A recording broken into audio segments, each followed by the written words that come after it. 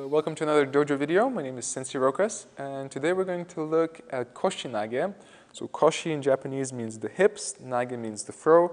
There's a lot of Nages in Aikido, Kaita Nage, Juji Nage, so on. So basically it's a throw.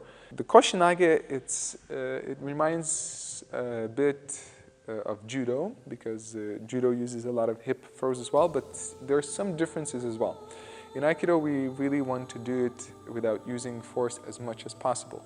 And in the beginning, when we're learning the Koshi Nage, it might be there's a difficult position with the feet, which some people, even advanced people, might not always understand why they do it. And also, as many Aikido techniques, sometimes you just learn it intuitively, and it's hard to actually explain it to others how it works, or to learn it from your instructor even. So today we're going to look at the in-depth main details of how it works. We're going to do it simply, easily, so that even beginners could actually catch the way Koshi Nage is. So there's many different attacks we could do it from, but we're going to do from the same side position. Now, here, as if you watched our previous technical tutorials, I mentioned that I don't want to be in this place. Normally we move to the outside, so that because the other arm might punch or he might kick, but sometimes, more rarely, but in Aikido we go inside. But now if I just go inside, it's way too easy for him to punch me. So I need to keep him busy. I need to take his center line. So as I come in, I actually add a punch of my own. So in the meantime, I rotate the arm, I grab the hand, I'm going to need that here. So now he goes up with the body, there's more space here, and this moment I use. So I turn my whole body here, myself, and I drop on my back leg. So now, sometimes you'll notice that in Aikido, it's easier actually for smaller people. One of the reasons why it said that Aikido works better for women sometimes. So for a taller person with a smaller person, Koshi Nage is going to be much harder. But it still works, trust me. So, I come in, I go here, and now that's the throwing part. But now, as I mentioned, the feet here, it's sometimes difficult to explain how it works and why it works. So, I'm going to ask my partner to stay here, and I'm going to show you something specifically.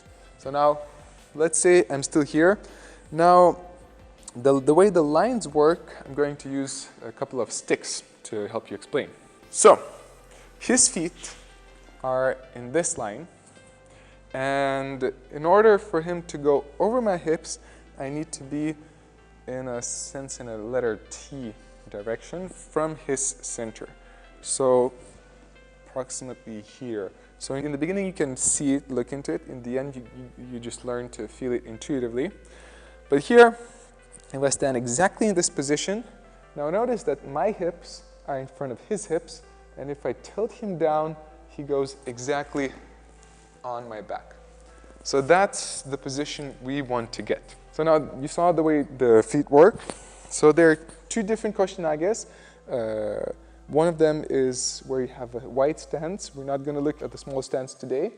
But the wide stance, one of the reasons my whole weight goes on the back leg, you can actually drop your elbow on the knee, that makes it easier to support yourself here, is because I need my hips, my center to be lower than his. So oftentimes a mistake beginners do, they have their center too high. They have it higher than their partners, and now he's not going to naturally drop onto me. There's no space. So then I need to lift him up, which is too hard. I need physical strength for that. So you make sure that your hips, your center is lower than your partner's center. Basically, your belt lower than the partner's belt. If that happens, that means you're lower than him, there's space for him to fall onto your back. It's almost natural. So here I hold him. Now, you could do a Yamabiko principle to push him in, and as he comes back to balance, use that momentum, but it's a bit tricky. We can look at that in another tutorial if you want it. But here, my hips are lower than his, center lower. Now, as he drops, I shift my weight on the other foot, on the other leg, and that creates the hip throw. He goes here on the other side, and I turn lift the other arm out. Now that movement here, he goes on the hips. If I just use the hands, the arms, it's going to need strength. But here I use my hips, I turn them out, I shift my weight from one leg to the other, and naturally, as I turn the arms as well, and naturally the person rotates through my back. So once more, I'll do the whole thing. I make some space here. I find the right position, so T letter here. My hips need to be lower than his, and I shift my weight from one leg to the other, and I turn my arms, and there's the throw. So as you see, Koshi Nage is quite a tricky technique, and there's many more details we could look at, but if you use these principles, most likely it's going to be way easier, and you're going to be able to access it. I don't want to make this tutorial too long, so we're going to stop here. So try it out, see if it works, see if you have any other questions. Let me know if you want to learn the other hip throw where the feet are together. So there's the comments. I'm always happy to know what you think and know if you need something. So all in all, thank you for Maruke, thank you for the camera person, and this is Sensei Rokas, and see you on the virtual mat again soon.